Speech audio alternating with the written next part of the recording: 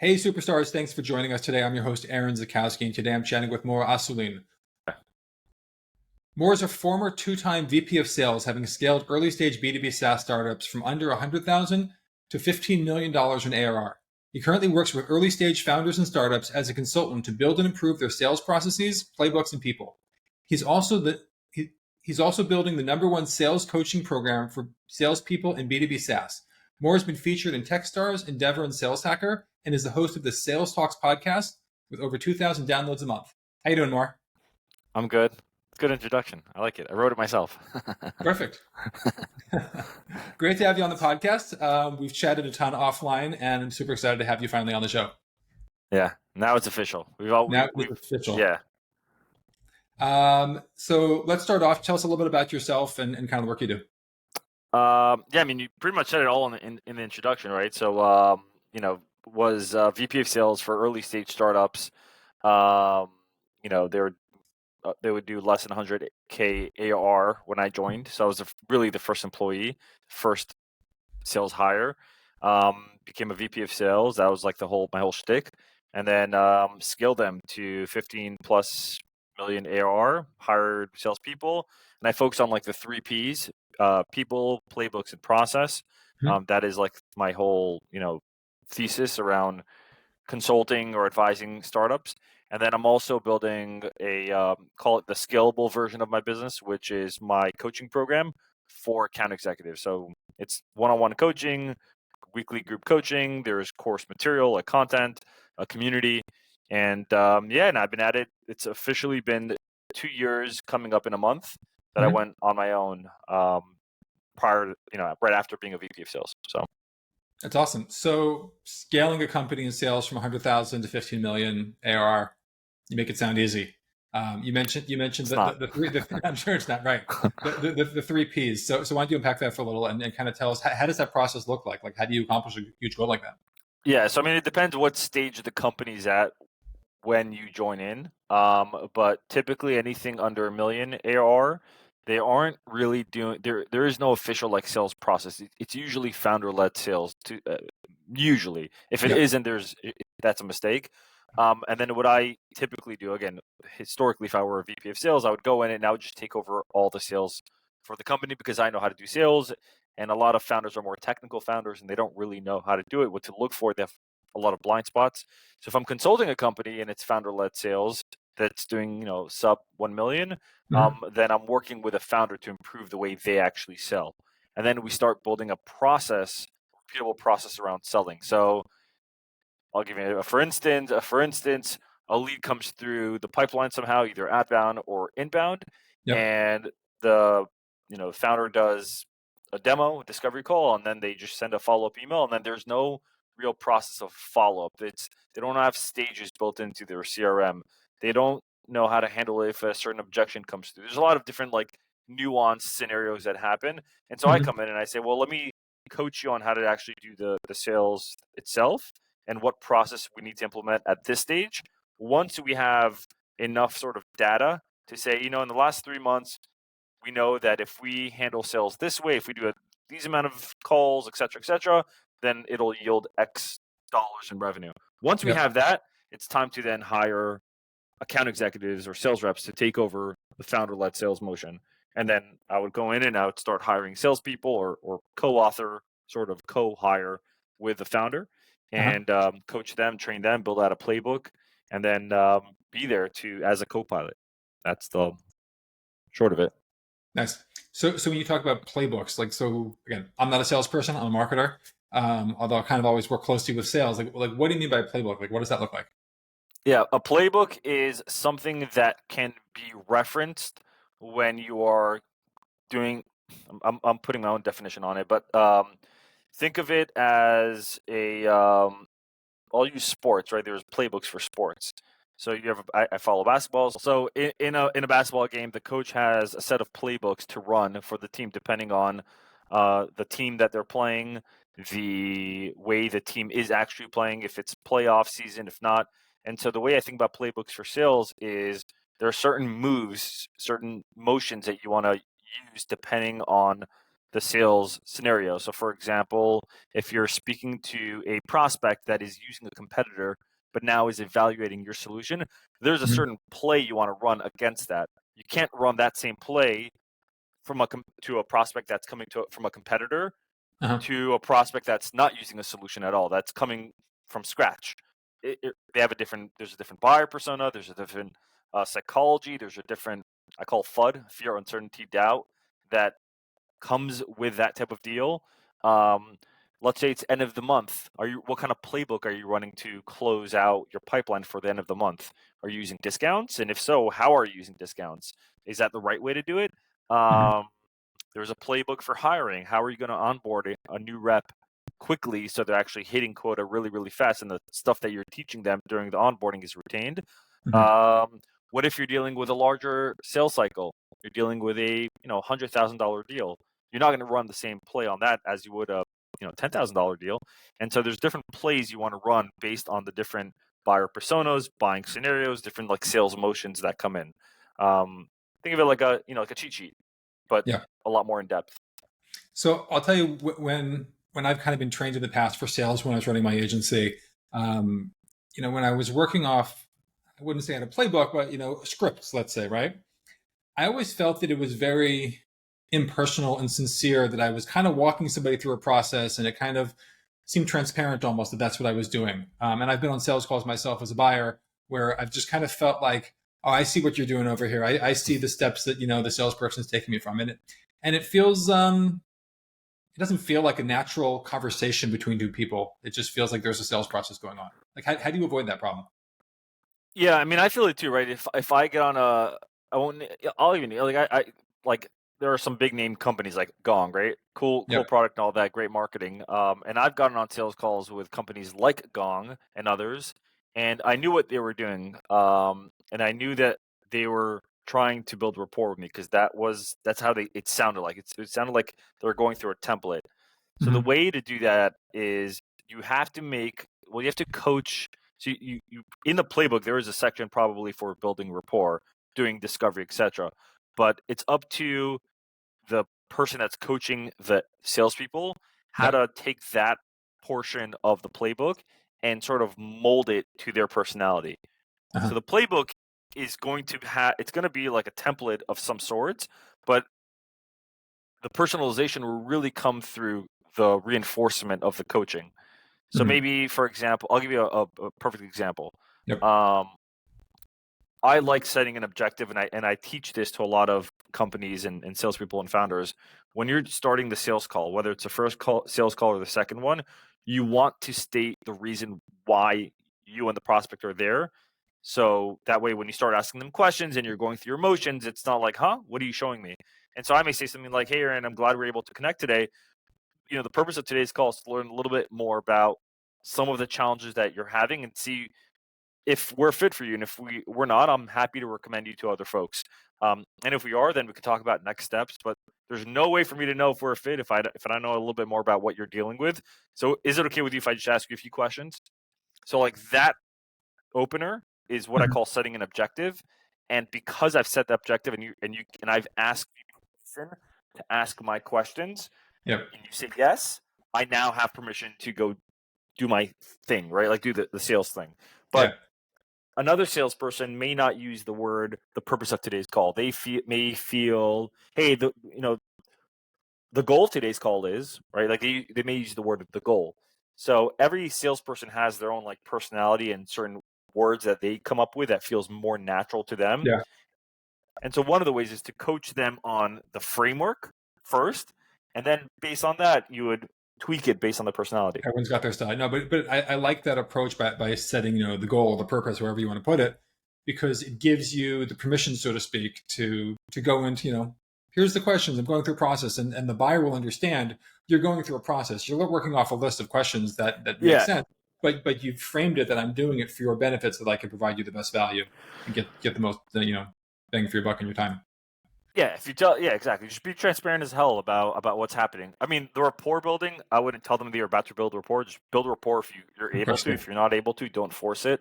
Um, Isn't that just generally called like being a normal person and having a conversation? Yeah, like I can say something like, I'll give you an example. Like, oh, I see you're using a ring light behind you. What kind of ring light is that? Right? Like, the way I built rapport off of that was because I just noticed something in your background, and I fed off of that. And Hmm. so, one way to build rapport is, as like a tactical way, is just notice the surroundings of the person that you're talking to. If you're on a Zoom call, or in this case, Riverside, Uh-huh. notice the surroundings and call it out if you have something to talk about it. Otherwise, if you have nothing, then the rapport build should be based on whatever research you've done on the prospect in advance. So, went on LinkedIn, maybe you saw some stuff, maybe you went on YouTube, maybe you're subscribed to their newsletter. Um, yeah, and so sort of jumping around, but rapport building should be more natural, should be Yeah. forced. And then if you're about, and you're going to ask them your discovery questions, but you don't want it to sound like fake authenticity, then just tell them that you're going to ask them questions and then ask for permission. Makes a lot of sense. Um, what's the besides some of the things we've touched on already? What are some of the biggest things that salespeople tend to mess up? You've coached a lot of people, and obviously, if they're looking for coaching, they're probably not fully optimized. Where people mess Yep. up the most. I mean, the one that just sticks out every time is discovery or lack of. They're usually doing very shallow discovery. Um, they and what I mean by shallow is maybe they'll ask a couple of questions and then move on to the Hmm. actual demo itself, and then the demo is over and they actually don't know how to close the prospect. They don't know how to do a follow-up. Every follow-up sounds something like, hey, just circling back to see if you're ready to sign up. Hey, is this something that you still are interested in? And Hmm. they don't have enough sort of juice and data about the prospect that they should have done via discovery that they can leverage as part of closing the deal or of the follow-up process. Hmm. So, what would a good discovery process look like?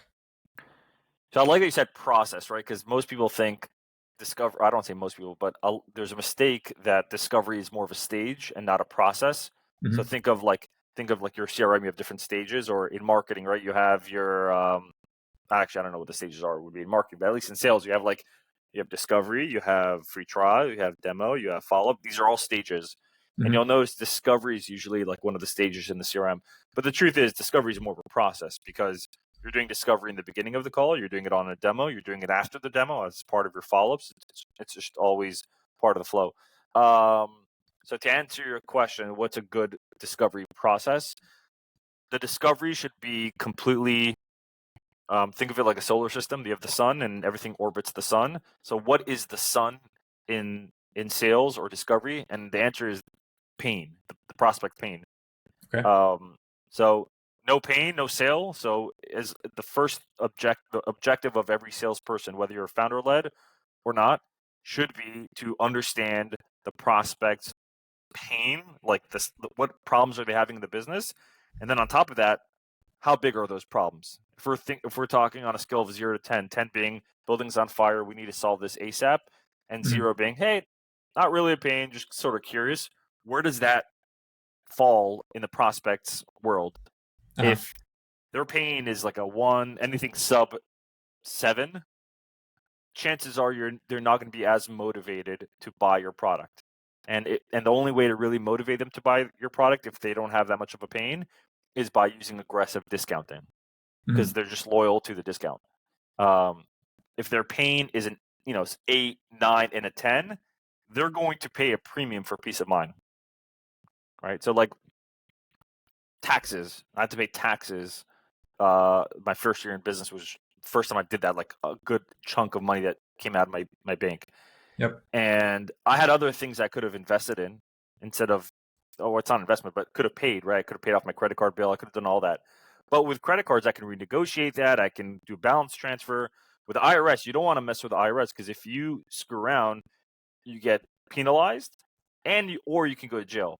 That pain, that impact of that pain is so high that I'm willing to just pay the price and just to have peace of mind, right? So the best way to start or to figure out to think about discovery is it should all be hovered around or orbiting around the prospect's pain and the size of the problem. Mhm.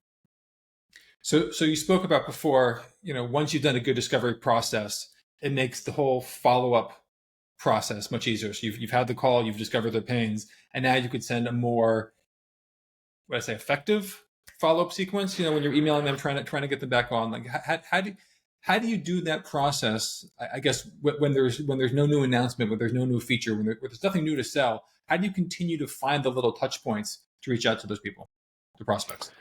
Yeah. So, I mean, if you do a really effective, if typical sales cycles, you either have a discovery and a demo is combined, depending on the size of the deal. Sometimes, I mean, if marketing does a really good job, they can generate a bunch of inbound leads for you in the demo request form. Some companies will have the SDR take that first call and do a light discovery just to qualify the lead, and then give it to an account executive. If you've done a really good beginning discovery process, you found out the pain, you found out the size. So the four things I want to sort of teach people when you're doing discovery before even doing the demo that you need to know. Yeah. 1, pain. 2, size of pain. 3 is who's that pain impacting. And 4, when do they want to solve that pain by? Or when do they at least want to start solving that pain? So that's essentially the timeline. There's other ones, but those are like my 4 that I really want to find out. If you do a really good job of that, the demo itself will be really effective, because when you're actually doing the demo, you're not just showing features that product developed or that your CEO wants or marketing is pushing on landing pages. You're only showing the features that are solving those pains that the prospect mentioned earlier on, that's keeping them up at night, or keeping their boss up at night. So a demo, let's say you have a software with 100 features, but the prospect has 2 problems within their business that is causing them to look at your product. And out of your 100 features, there are really only 3 features that are going to solve those 2 problems. Yeah. That's really where the demo should be revolved around. Those 2 features that solve, or those 3 features or 2 features that solve one of those 2 pains. Once you've done that, the setting up next steps is easy. The follow-up, how do you come up with touch points that are not, so the touch points have nothing to do, or should be nothing to do with the features that you have. Every follow-up should really be more about the actual prospect itself. So I'll give you a for instance. Let's say the prospect is, one of the things that they're having a problem with is I don't know, generating more pipeline or converting more pipeline. So close won deals. And you have a software, we'll use Gong as an example. You have a software that helps them record the calls, analyze the calls, and coach the reps against it.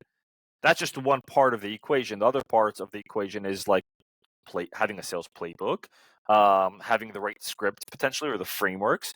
So a follow-up email or multiple follow-up touch points can be more about that part. So let's say you're selling Gong. If I'm an account executive at Gong, my follow-up beyond just whatever agreed next steps we had would be, hey, Aaron, you mentioned on our call that one of the things that you really want to improve is how quickly your sales reps are actually closing deals. And I have a few frameworks that we use that works really well. If your team uses it and you coach against it, it'll move the needle for you. Here are these frameworks. You're not pitching Gong. You're pitching the business problem or the business solution. So you should think about follow-ups in general as less about the product that you're selling or the features that you're offering, and more about solving that prospect's problem with different strategies and ideas. Think of yourself as like a consultant, a high-paid advisor. Your follow-up should really be about teaching them how to solve that problem outside of your solution. Should there be any, outside the solution is kind of my question. So should there be any concern about giving them ways to solve the problem that are outside of your product, essentially, by giving them other solutions that maybe they feel like, okay, we could find other ways to do this without investing in the software? Yeah, I mean, you want to be strategic about it, right? So you have to ask yourself, I'll give you for example, I sell services. That's part of I don't sell product like a software company. And I have discovery calls with founders, and they need help with closing or pipeline or whatever it is. And so I'll send them, let's just say, a framework for what the playbook should be, a sales playbook should be. And it wasn't part of our conversation, but it's something that they should have as they start to scale. Technically, they can say, you know what? Now we have a framework for the playbook. Why do we need more? But they'll need to know how to actually implement the playbook. I'm giving them the what, not the how. Yeah. The phrase, I guess it sounds like that I've always liked it, is useful but incomplete. Yeah. So it kind of gets them part of the way there, but they're not quite there. That they need more from you still. they need the implementation, right? Yeah. So like if you're selling Gong and you're giving them a framework or a script, that's not going to solve the overarching problem of we need to coach our team better, but we don't have access to their calls and we don't know what they're saying and we can't do it at scale. A script won't solve that problem. That just is going to solve part of that problem, but the overall problem is you need a call recording software to analyze hundreds of calls simultaneously. Yeah. That's the value prop Yeah. for Makes Gong. sense. So you've given us a bunch of information about how to do better on the call itself, even how to follow up on the call. One of the problems I know a lot of companies have is show up rates, that they're getting people to schedule calls and meetings, but a lot of people aren't showing up. Do you have any solutions or advice on how to improve show up rates? Yeah, I'll give you. I'll answer that question with a metaphor or an analogy. I actually don't know what the difference is, but either way, you'll get the gist of it. Um, have you ever gone to like a restaurant and you wanted to sit by the booth with your wife, but then it had like a little, placeholder there that said reserved? That ever happened to you? Yeah, sure. Immediately, you're like, well, I can't sit there. That's reserved. Somebody must be coming because they have that thing placed there. Or you go to a wedding or an event and you have like a paper stuck to the chairs, reserved. Ooh, reserved. It must be important. Someone important is coming, and two, they must be coming. So I Mm-hmm. thought about that a lot. I'm like, oh, that's interesting. It worked really well for like life stuff, right? Like going to a restaurant, going to a concert, going to an event. Well, what if we take a day-to-day scenario and apply it to sales? And as a side note, that is how I approach sales. Mm-hmm. If I'm in an elevator and I meet somebody in the elevator and I strike up a conversation and now we're best friends, I take that scenario. I'm like, well, how can I apply that in sales? Anyways, so then I started experimenting and when I created an event on my calendar with a prospect, typically a sales event name with a prospect that companies do is demo with Aaron or demo with Gong, right? And it's just like it's very transactional. What I Mm-hmm. started doing was in the beginning of the event name, I would say reserved for Aaron, and then I put maybe like an emoji. And there's something there. It's been work. It works for me. There's something there that makes the person realize, oh, well, the same reaction you feel when you see reserved on a table, same idea. So that's something that's like a very little Well, that's tactical just like a little hack. like hack you would put like in like the calendar invite, like when you The send it, name just of the calendar, the name of the yeah, calendar, it wouldn't start with demo. It would say reserved for Aaron, which would be the prospect's name, and then yeah. anything else that I wanted to include on that calendar would come after. And the reason So why you I do still it say that way, demo and all that. You would just put it after the reserved for. it would get sort of lost. And the reason why is because they won't see that on their calendar. What they will see on the calendar is reserved for, and then their name. Mm-hmm. Everybody recognizes their name, right? Especially if you're dealing with executives where their calendars are flooded with events and invites, it just get lost. But when you like, I can see a list of 100 people, I can catch my name within a second. And so I think there's a psychology there by putting reserved and then a person's first name, it just catches their eye. And then if you want, add an emoji that makes it really stand out. Look at your calendar now. I doubt there's an emoji in front of any event name. I think you're right. So you put any emoji, whatever it is. It could be like the siren emoji, the police siren. It could be like that alert warning symbol. Yeah. But that's an example of like a little hack that increases your show up rates. Other ones is depending on when you're booking this event. Is if it's on the phone, then just asking the prospect to let you know if they're able to make it or not is just a really easy way to Mm-hmm. increase your show up rate. Usually with email, text, like how do you do that? No, so if you're on your phone, let's say you are on a sales call, whatever it is, Yeah. and then we're planning to book or demo. I may say something like, Aaron, my only ask is if for whatever reason or not you're not able to make it on Thursday at 2 p.m. Can you just let me know? Uh-huh. Like I'll just ask you for help. I'll just ask No, you for but that that's in a favor. situation where there's already the discovery call before the actual demo call. Yeah. So Yeah. I know some of your audience is like marketing folks. So, so if they're doing it from like a top of funnel move, then the name of the event itself, like the way I explained it with emoji, and then having reserved in big letters with the first name, Yeah. having an automatic SMS that goes after, then maybe having somebody follow up, could be an SDR, could be an AE, whatever it is, saying, hey, Aaron, saw that you booked for Thursday at 14 and just wanted to call, introduce myself. I'm Mor. I'd be the person you're going to talk to on Thursday. I just want to make sure this. So Thursday, is there any reason why you wouldn't be able to make it? Thursday works for you? Yeah, cool. So I just may like reinforce that event by just calling that prospect in advance. Cool. I like it. I want to talk about your LinkedIn profile and prolific content. You've been growing like crazy over there with your content. Before I do, is there anything else that we should know about sales, or like any important things that I didn't ask you about? It's okay to say no. No, I'm sure there is, right? I mean, the question that you asked is a common question that salespeople ask prospects. Is there anything else that we should know about your business that I didn't ask?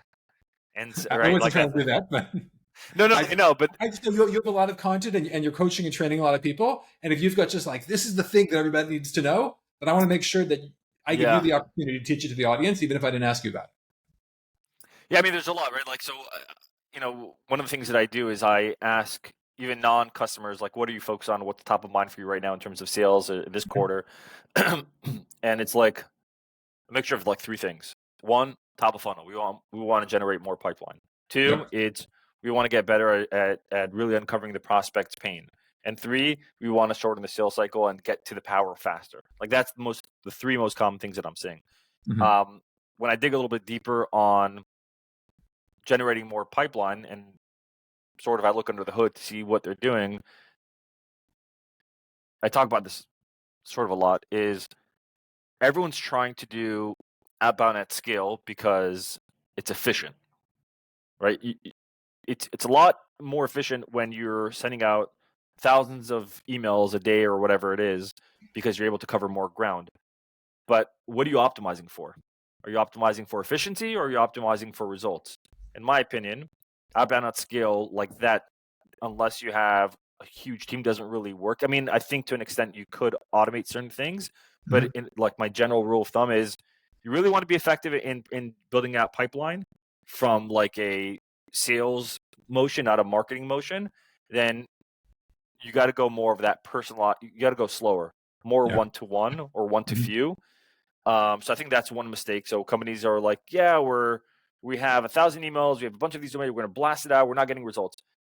And then you look at the emails, it's because they're shit. They're crap. And again, great job at optimizing for skill, but bad job for optimizing for reply. So that's one thought. And I think the other mistake is companies are trying to cold call or cold prospect. Some of them don't even cold call, so cold email, etc., in order to build familiarity. So, for instance, they will cold email you and prospect to you so that you will be familiar with their company, so that you can say, "Yeah, let's jump on a call."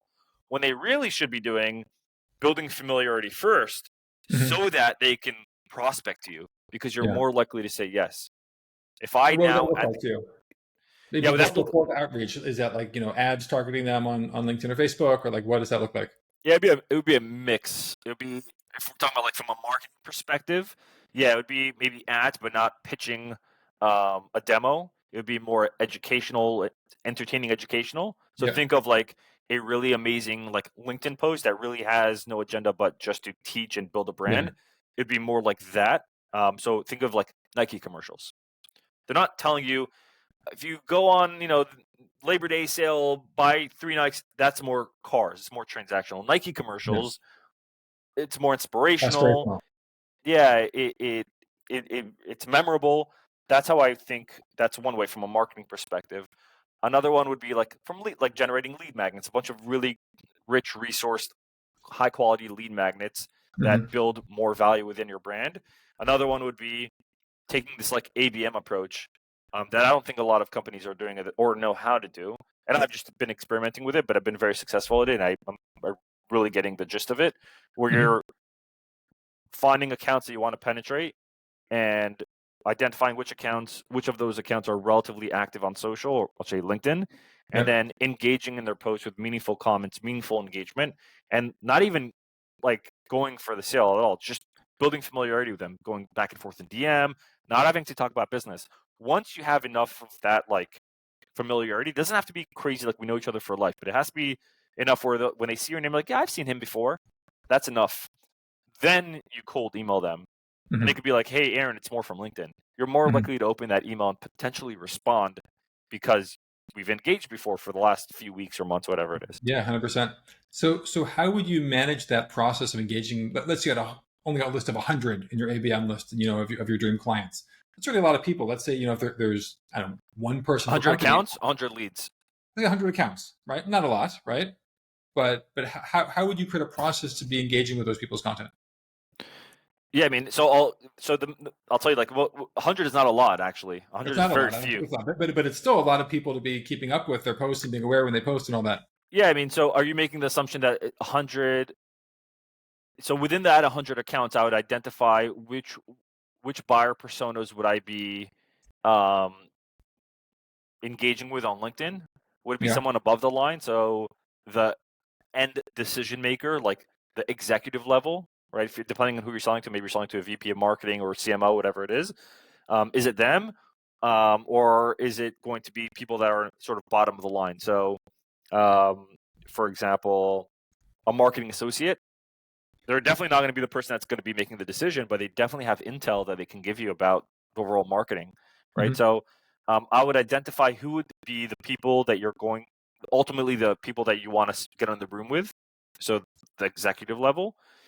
And then once you've identified them, then I'd say, well, which ones are actually active, right? Because a larger company can have a VP of marketing, a senior director of marketing, a senior VP of marketing, right? Depending on the size. Yes. So I'd identify who your buyer personas are, and you can do that by just looking at your closed won deals.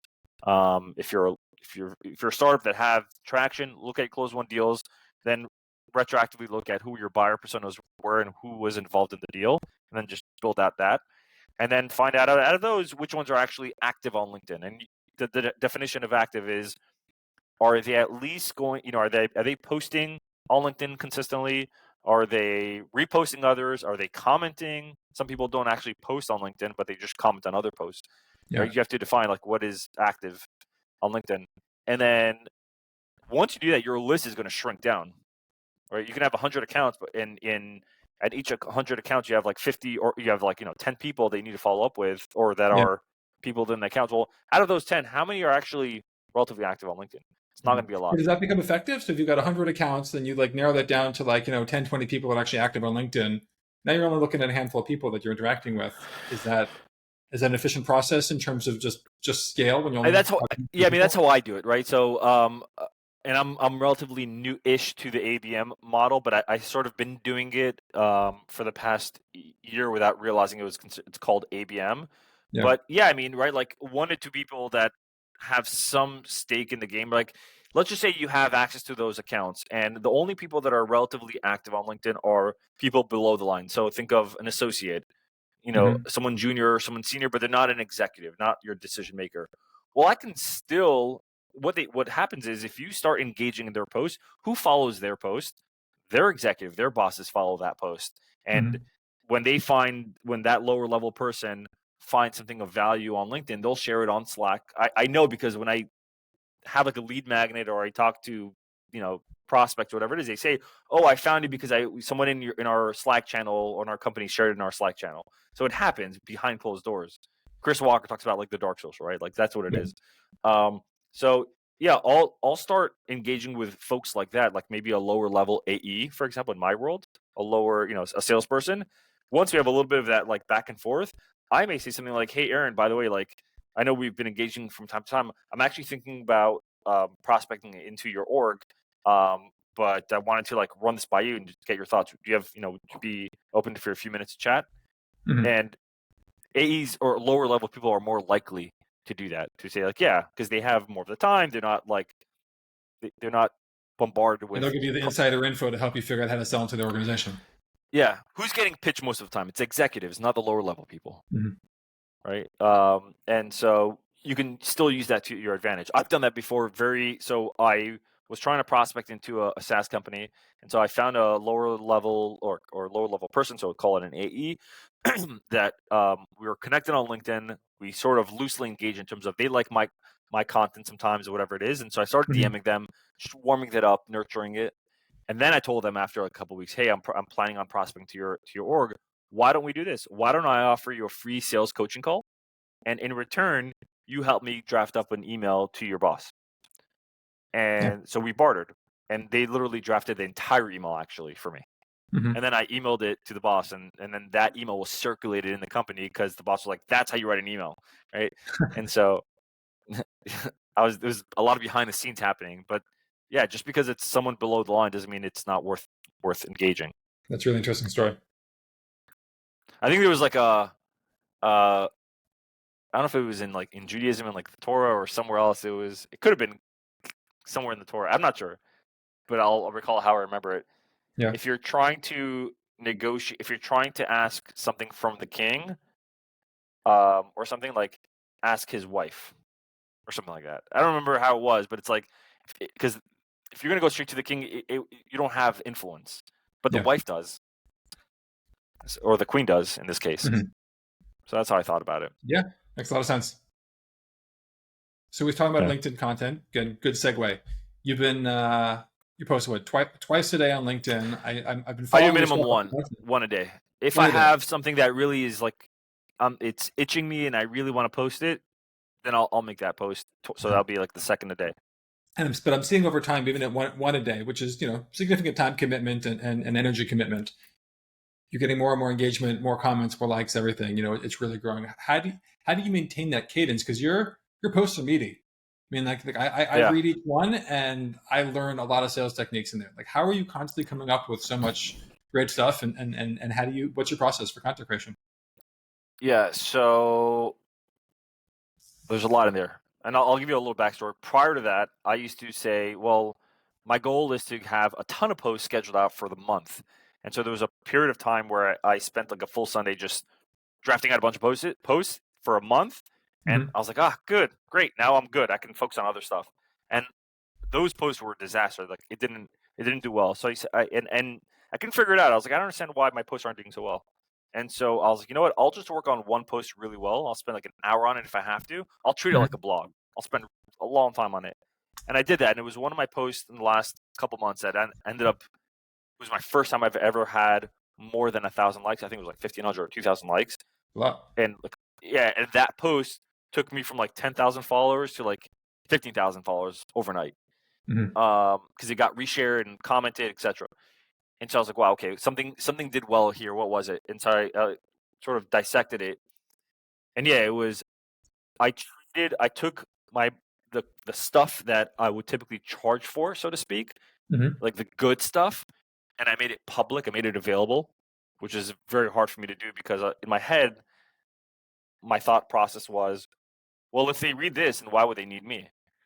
And that's the wrong way to think about it because I bought a lot of courses where the courses are really meaty, but even at the end of the course, I'm like, I need someone to like take what I just learned in the course and help coach me because it's so nuanced to my use case.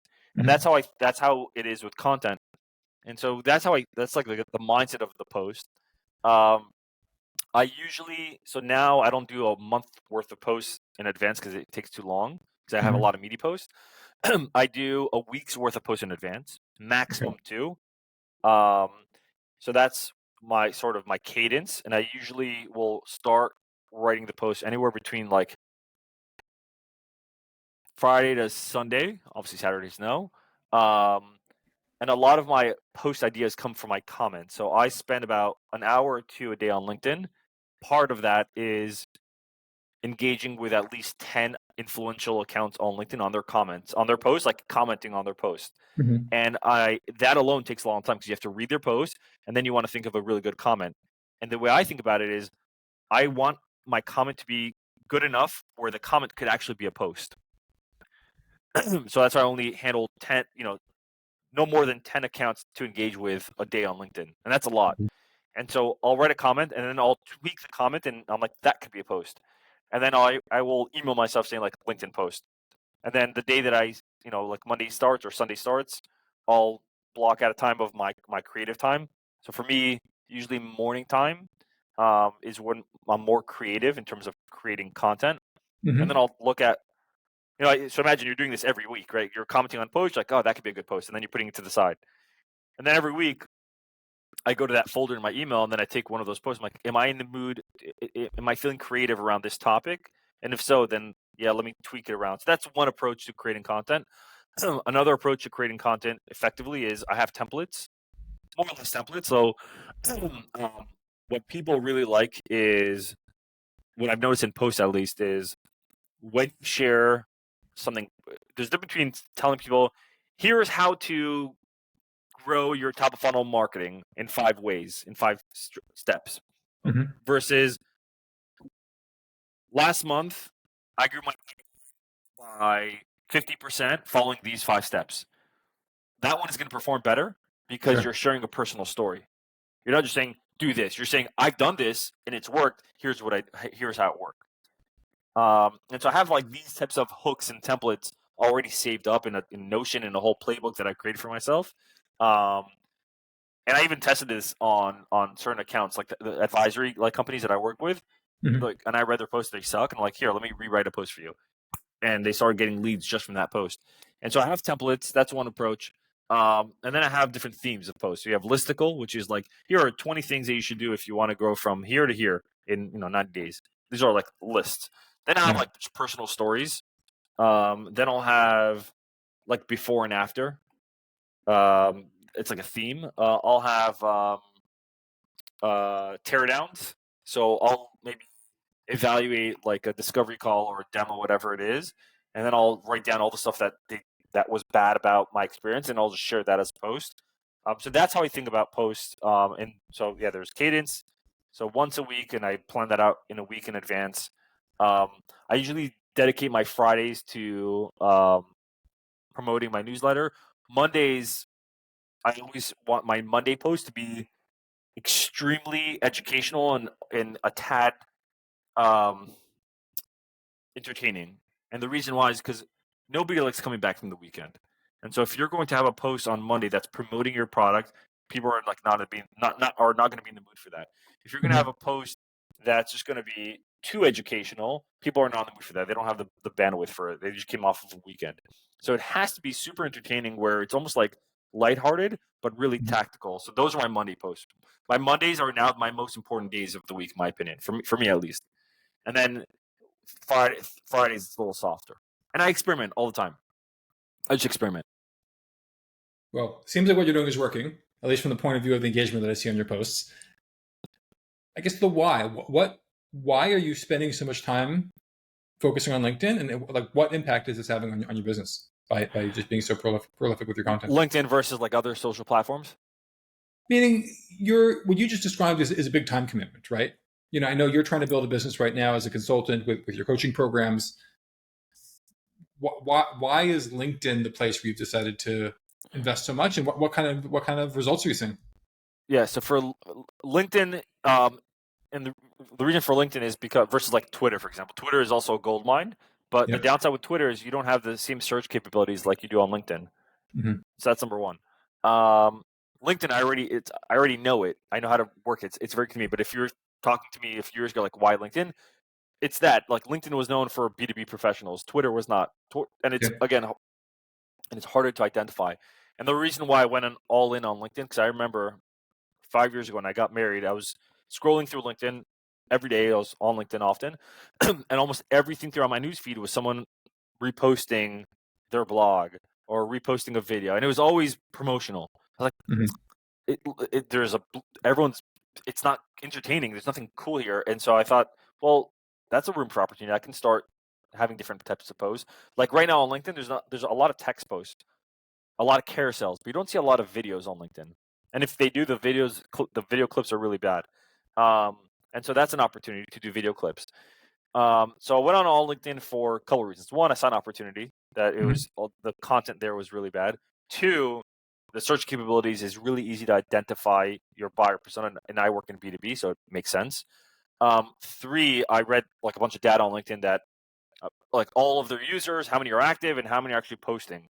It was very, very small. I'm like, oh my gosh, like the people that are posting content was a very small fraction. And and that percentage of people that were posting content on LinkedIn were the people that were just like reposting their blog. I'm like, oh my gosh, like what an opportunity. Mm-hmm. So that's why LinkedIn. why brand and social in general, and that wasn't really a question, but I'm going to answer that anyways. Good. Prior to doing LinkedIn and building my business, I was going to do an Amazon. So I started selling stuff on Amazon. I didn't like having inventory. I didn't like being dependent on wholesalers and manufacturers and shipping and all this crap. I was like, well, if I build a business around my name, my brand, anything that I launch under my name, my name being the umbrella, will do really well because I have so much leverage within my name. And so I went and also I'm like, if I lose a job, if I get fired, if I can't find a job, if I have a brand, I can create work for myself. Right. And that's something that I'm very bullish about, extremely bullish about. There's very few things that I'm very bullish about. Brand is one of them. And think about Personal brand you're talking. personal brand, any brand, just like build a brand. Yeah. You can build a brand around, like Nike built a brand. It's not about Phil Knight, but it's around Right. Nike. So Yep. the idea is just build a brand. You want Okay. you want your name to be synonymous with whatever it is that you want people to essentially purchase. Right. And that was reinforced when Gary Vaynerchuk essentially said the same thing. Why he wants to build a brand when he launched when he started. I think he bought or launched K Swiss, or he didn't launch K Swiss, but he like bought it or whatever it is, and he created a new wine company, and he ended up selling it for like crazy amount of money. He already had the brand that was giving him all the leverage. So that's the whole thesis around building a brand. Now, success on LinkedIn, yeah. So I generate about 5 to 10, 10 being a very good week, leads a week. 4 or 5 on the lower, low end. Like Right at there's some LinkedIn. outliers. Just on LinkedIn, yeah. It's awesome. Those are big numbers for a solopreneur, so to speak. Yeah, and imagine if you have a team and then they can replicate what you do, and you have a team of like 5 people, 3, whatever it is, you can generate a lot more leads. And again, what I don't even sell a product; I sell a service, which is very, very hard. If you're selling a product, if I were a Ingong or one of those software companies, I'd probably generate a lot more because I'm not selling a service. It's nobody, it's service selling a service. A lot of it comes with word of mouth, referrals. So it's a lot harder to build up. But I track it. I have a whole spreadsheet how I approach LinkedIn every day. I spend within the hour or two. I comment on at least 10 people's posts that have influence. I DM at least 10 people. I connect with at least 10 people within my buyer persona or within my circle. I will create content. I will, a little bit of everything. And then I just track everything on a daily. That's awesome. Inspiring. Thank you. Yeah, I'm trying to think. I'm looking at my spreadsheet now. Last week, let's see. And every week I track my followers, how many followers I have. So 2 weeks ago, I had 23,000 followers. I checked this morning, I have 23,560. In 2 weeks, I'll have 24,000. By the end of the year, I'll probably have 30,000, depending on how active I am during the week. Mm-hmm. Love it. Let's wrap up. I've got my lightning round of questions. A couple quick questions, quick answers. First question is, what book would you recommend to listeners to read? It could be a business book, a fiction book, whatever you like. I mean, I read mostly business books. Okay. I really any like copywriting books. I'm trying to think right here. Traffic Secrets. Russell Brunson's a good one. And it's essentially it's a copywriting book. It teaches you messaging and the psychology, and that works for sales and marketing. Mm-hmm. And probably for your listeners, it would make sense if they're in marketing. And so I mean, I'm looking at it now. It's right in front of me. There's a lot more, but yeah, I mean, Traffic Secrets is a good one. Your favorite marketing or productivity tool? I love Notion. Notion. Okay. Yeah. Awesome. And who's your favorite marketer or business leader that you're following these days?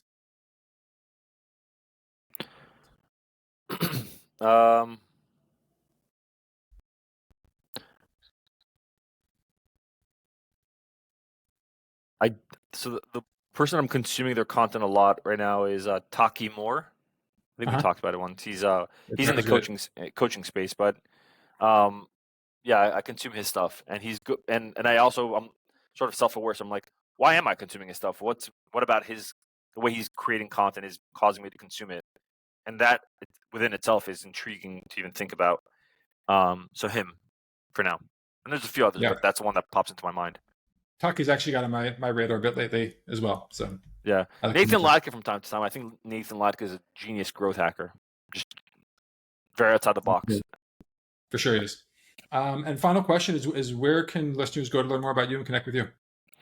Yeah, so they can go to my LinkedIn. If they want to learn more about my services, they can go to my website, demotoclose.com. If any of the listeners heard like, yeah, we want to improve our sales and discovery, then they can download. I have a list of 24 of my top discovery questions where you can quantify the pain. I launched it less than 90 days ago. I have over 4,500 downloads already on it. That's incredible. And so we'll you can definitely find link to the landing page. Yeah, you can put it. I'll give it to you. You can link to the landing page, and it's also on my LinkedIn. That's free. Download that. Okay, fantastic. Mor, this was awesome. Really appreciate it. I'm inspired for my selling. Definitely a bunch of tips I want to pass on to some of my clients as well to help them. And really appreciate your time and knowledge today. Yeah, thanks, man.